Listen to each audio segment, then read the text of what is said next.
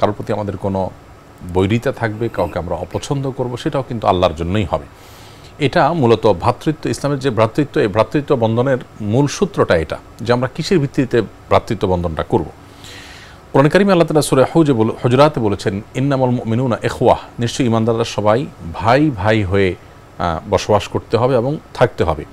অর্থাৎ ভাই সুলভ আচরণ পরস্পর প্রতি থাকতে হবে, আপন করে নেওয়ার মানসিকতা থাকতে হবে, তবেই সে প্রকৃত অর্থে মুমিন হবে। যে সমাজে মানুষের সম্পর্ক ছিল ভ্রাতৃত্ব সুলভ সম্পর্ক, যেখানে কর্তৃত্ব সুলভ কোনো বিষয় সেখানে ছিল না। সাহাবীদের সাথে তার আচরণ এটি একটি বিষয়, আর সাহাবীদের পারস্পরিক আচরণ আরেকটি বিষয়। তিনি নিজে সাহাবীদের সাথে তার সহচরদের সাথে এমনভাবে আচরণ করতেন যে সেটা ছিল ভাই সুলভ আচরণ। এখানে নেতা সুলভ আচরণ যেটা আমরা আজ সচরাচর দেখতে পাই, বা নেতা এবং অধীনস্থ মানুষদের মধ্যে যে একটা পার্থক্যের প্রাচীর দেখতে পাই, প্রিয়নবী সাল্লাল্লাহু আলাইহি ওয়াসাল্লামের মধ্যে এটি মোটেই ছিল না। তিনি বরং সাহাবীদেরকে উদ্বুদ্ধ করতেন যেন সবাই একে অন্যের সঙ্গে ভ্রাতৃত্ব সুলভ আচরণ করেন, এবং সেজন্য তার ঐতিহাসিক অনেকগুলো নির্দেশনা রয়েছে, কোরআন কারীমে অনেকগুলো আয়াত রয়েছে। আল্লাহ সুবহানাহু ওয়া তাআলা কোরআন কারীমে বলেছেন যে তোমরা সেই সময়ের কথা স্মরণ করো যখন তোমরা একে অন্যের প্রতি অত্যন্ত বৈরী মনোভাবাপন্ন ছিলে, পরস্পরের উপর এত বেশি অভিযোগ তোমাদের ছিল যে তোমরা সেটাকে যুদ্ধ পর্যন্ত নিয়ে গেছো, এবং যুগ যুগ ধরে তোমরা যুদ্ধে লিপ্ত ছিলে। নবী করিম সাল্লাল্লাহু আলাইহি সাল্লাম এমন একটি সমাজ তোমাদেরকে উপহার দিয়েছেন যেখানে তোমরা সেই শত্রুভাবাপন্ন মানুষগুলোকে তোমরা পরস্পরকে ভাই হিসাবে গ্রহণ করেছো। ফাসবাহতুম বিনিআমাতিহি ইখওয়ানা।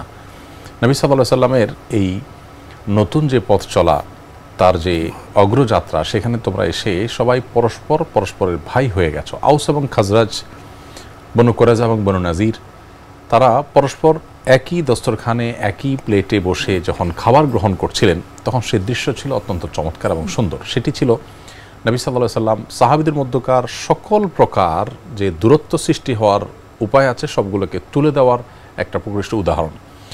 নবী করিম সাল্লাল্লাহু আলাইহি ওয়াসাল্লামের একটা হাদিস আমরা জানতে পারি, তিনি আমাদেরকে নির্দেশনা দিয়েছেন যে আল হুব্বু ফিল্লাহি ওয়াল বুগদু ফিল্লাহ। আমরা কাউকে ভালোবাসবো সেটা আল্লাহর জন্য, কারোর প্রতি আমাদের কোনো বৈরিতা থাকবে, কাউকে আমরা অপছন্দ করব, সেটাও কিন্তু আল্লাহর জন্যই হবে। এটা মূলত ভ্রাতৃত্ব, ইসলামের যে ভ্রাতৃত্ব, এই ভ্রাতৃত্ব বন্ধনের মূল সূত্রটা এটা, যে আমরা কিসের ভিত্তিতে ভ্রাতৃত্ব বন্ধনটা করব। কোরআন কারীমে আল্লাহ তাআলা সূরা হুজুরাতে বলেছেন, ইন্নামাল মুমিনুনা ইখওয়াহ, নিশ্চয়ই ঈমানদাররা সবাই ভাই ভাই হয়ে বসবাস করতে হবে এবং থাকতে হবে। অর্থাৎ ভাই সুলভ আচরণ পরস্পর প্রতি থাকতে হবে, আপন করে নেওয়ার মানসিকতা থাকতে হবে, তবেই সে প্রকৃত অর্থে মুমিন হবে।